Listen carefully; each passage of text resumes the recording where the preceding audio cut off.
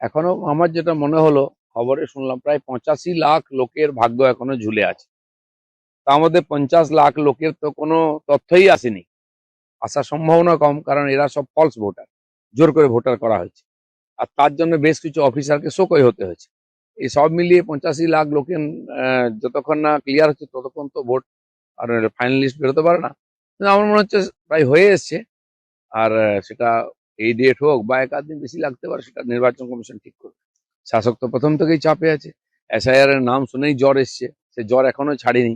Final list যদি বেরিয়ে যায়, আমার মনে হয় জ্বরটা আরো বেড়ে যাবে, 102-3ও হতে পারে।